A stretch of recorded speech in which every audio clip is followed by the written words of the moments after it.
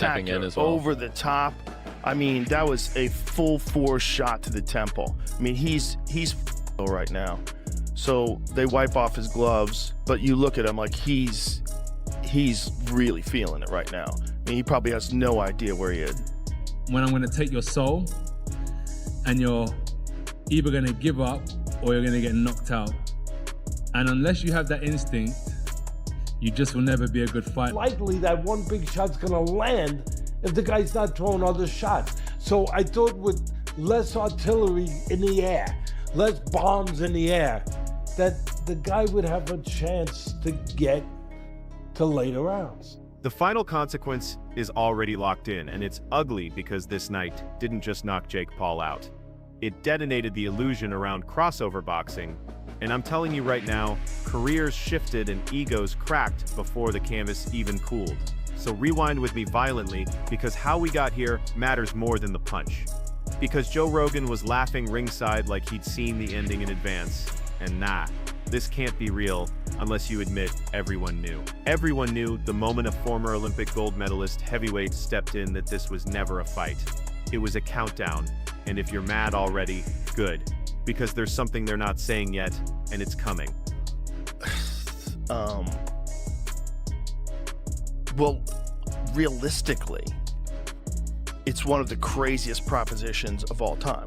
You take a guy who just had a boxing match that looks like a sparring match with a 58-year-old Mike Tyson, and then you're gonna fight one of the absolute scariest knockout artists in the I watched Rogan lean in next to Joshua and smirk like the book had already closed, because he said what nobody wanted to hear out loud.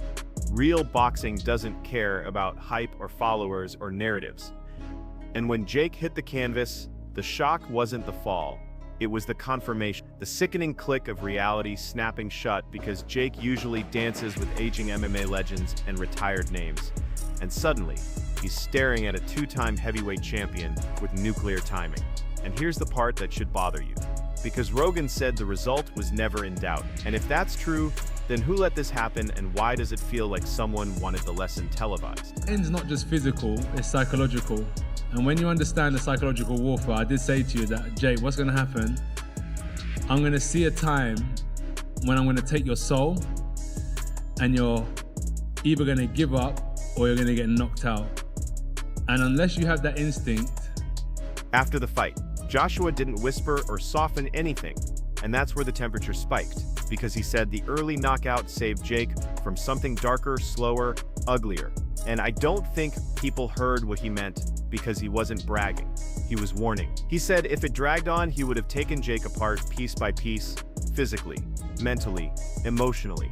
And listen close, because this is a time bomb line. When a champion says a clean finish was mercy, it means he knew exactly how bad it could have gotten. And I keep thinking, who pushed this matchup knowing that history? Because straight after the fight, I had the question being posed to Joshua, will he now fight Fury? And then my first thought was, after what I've seen, who cares after that? Who cares if Joshua fights Fury?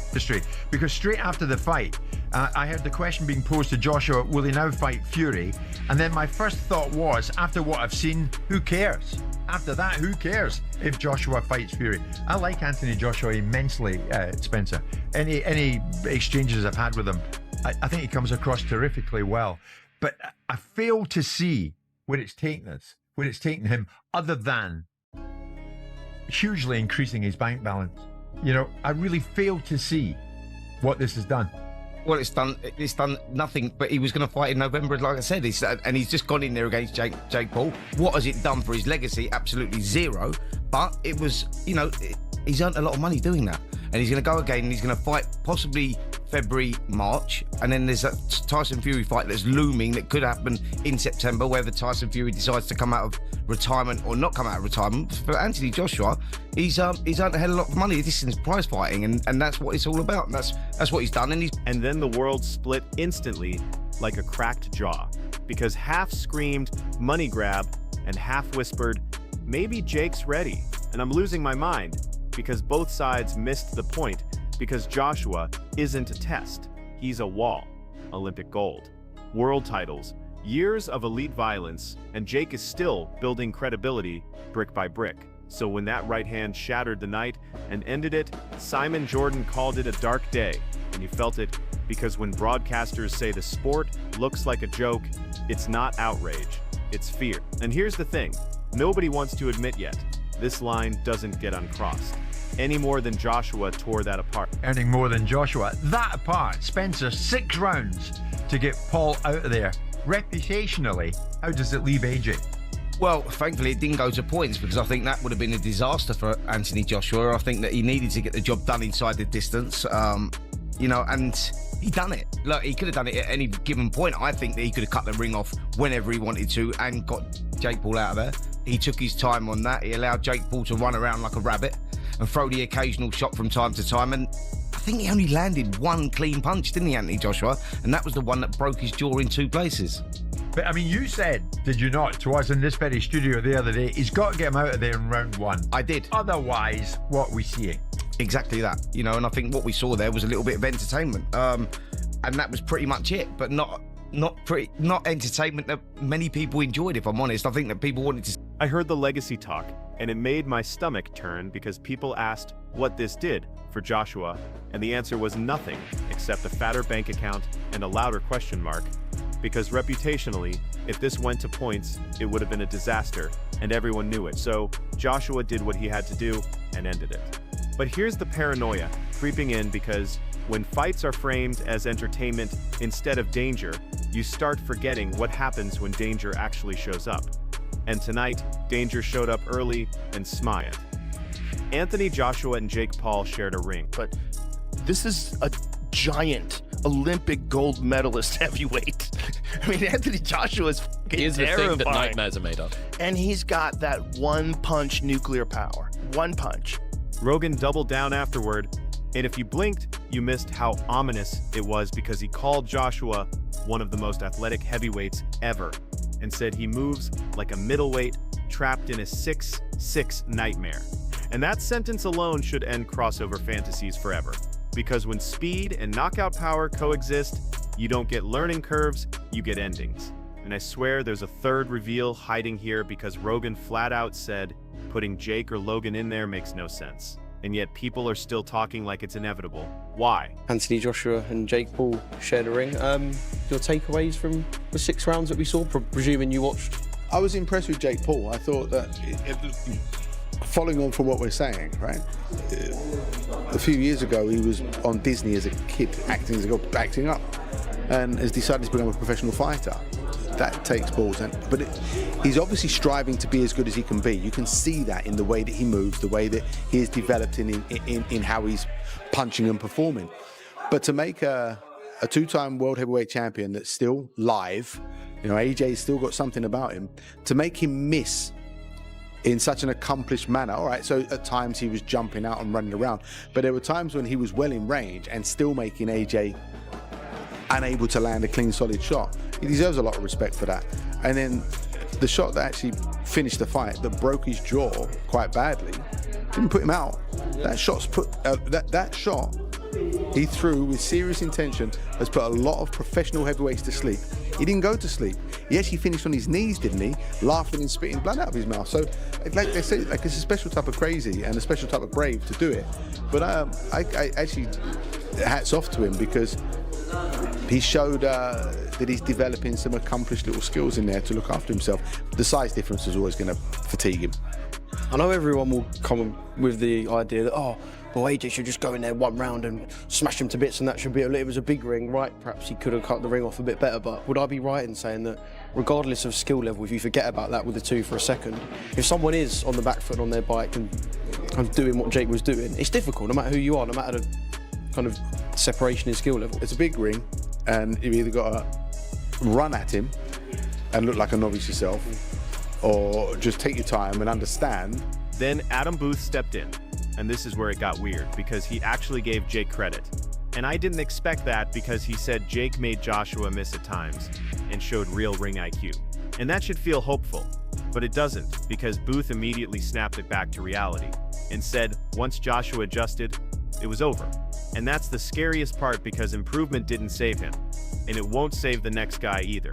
And tell me why this feels like a warning nobody's hearing. The Logan Paul whispers started immediately, and I laughed, and then I stopped laughing because Anus shut it down hard, saying it would be comedy for all the wrong reasons. Because Jake trains full-time and still got caught, and Logan splits focus like it's a hobby. And here's teaser 4 because something about that conversation feels reckless. Like people are daring disaster to happen again because they said Logan wouldn't last around, and instead of ending the talk, it fueled it. And that's when you know this thing is spiraling. They compared the brothers, and it hurt more than the knockout because they admitted Jake actually took boxing seriously and earned basic professional respect. And that's supposed to be the silver lining. But listen to how thin that sounds when stacked against a shattered jaw and a laughing ringside legend.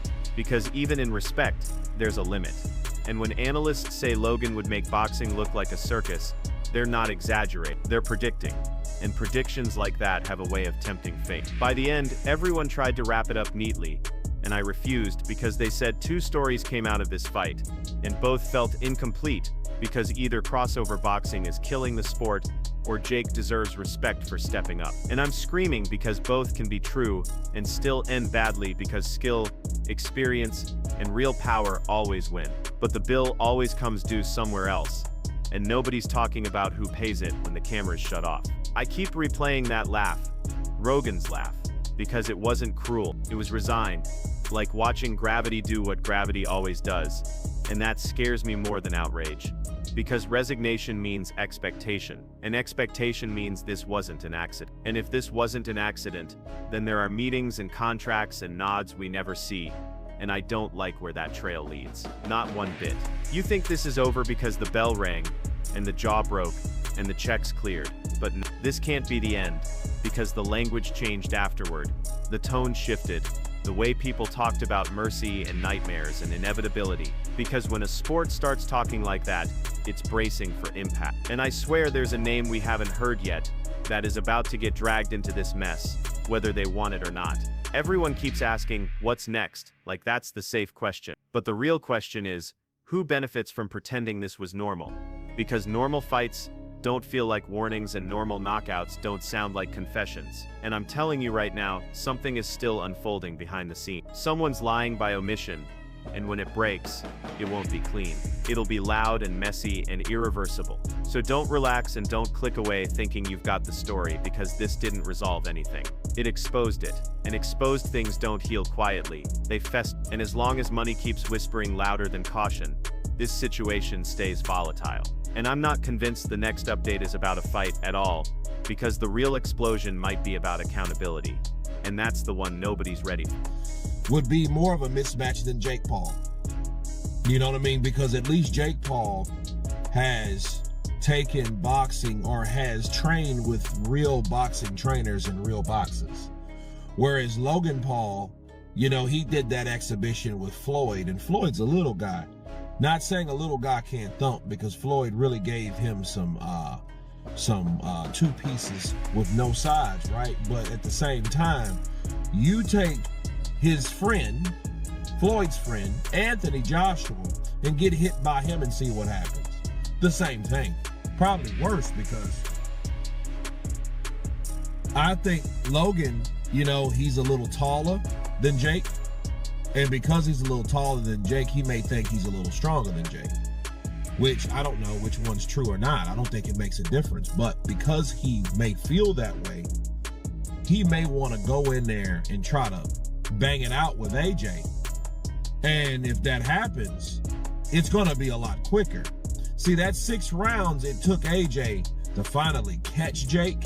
It took that way because Jake was on that bicycle, moving, being elusive, trying to come in and then come out. He tried to do a very poor man's Alexander Usyk, right?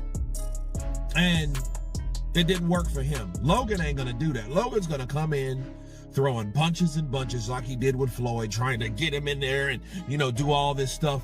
And what's gonna happen as soon as AJ lines him up, sets his punch, he's gonna hit Jake, and he's gonna break Jake down.